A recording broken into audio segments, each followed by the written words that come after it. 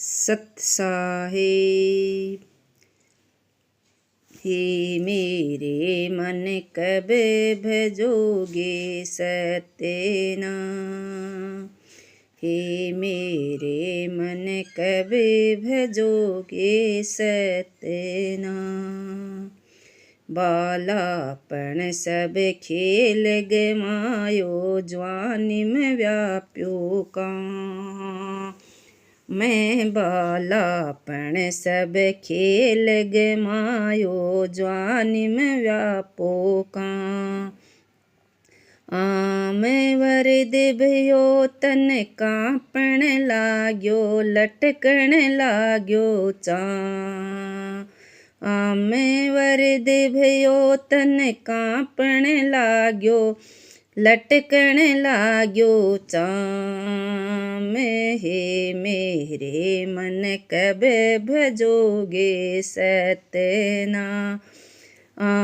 मैं हे मेरे मन कब भजोगे सतना।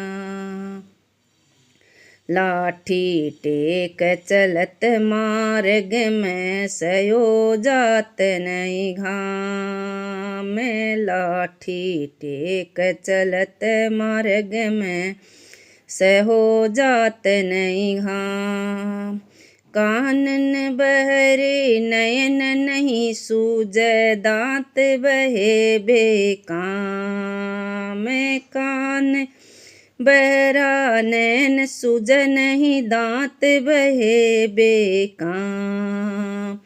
हे मेरे मन कब भजोगे सतना।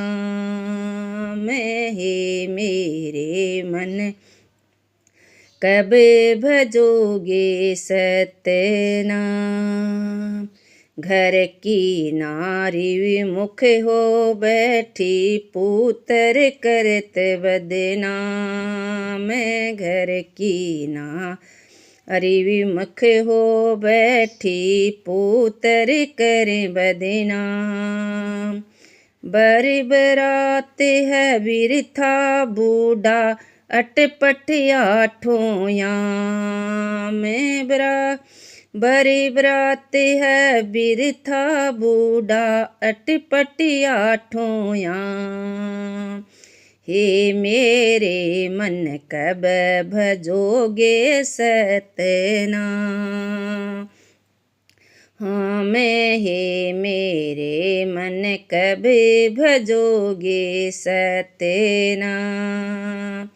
खटिया से भूई पर कर दे है छूटी जहे धनदा। मैं खटिया से भूई पर कर दे है छूटी जहे धनदा।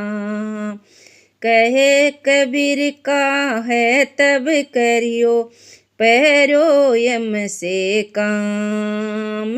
कहे कबीर का है तब करियो पैरे यम से काम। हे मेरे मन कब भजोगे सतना।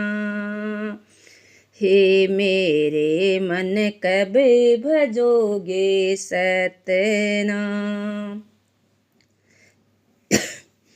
हे मेरे मन, आत्म कल्याण के लिए तुम कब सत्य नाम भजोगी। ध्यान भजन के बिना सारा समय यूं ही बीता जा रहा है। मनुष्य का सारा बालापन तो खेल में समाप्त हो जाता है।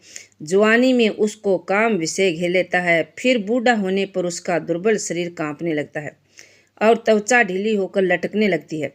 वह लाठी टेक टेक कर चलता है। धूप और गर्मी उससे सही नहीं जाती। उसके कान बहरे हो जाते हैं, आँखों से कुछ दिखता सूझता नहीं और दांत बेकार हो जाते हैं या उखड़ जाते हैं।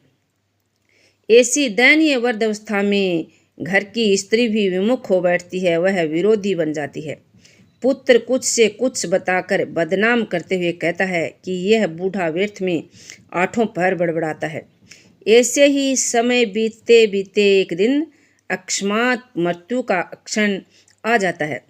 लोग मृतक को खाट से उठाकर जमीन पर लेटा देते हैं। इस प्रकार उससे सब धन संपत्ति एवं घर परिवार आदि छूट जाते हैं। सतगुरु कबीर साहब कहते हैं कि ऐसी स्थिति में तुम फिर क्या कर पाओगे। जो मनुष्य जीवन भर ध्यान भजन से हीन काम मोह आदि विषयों में पड़ा रहा है, अंत में उसका अत्यंत दुखदायी मृत्यु से ही सामना होगा। सत साहिब।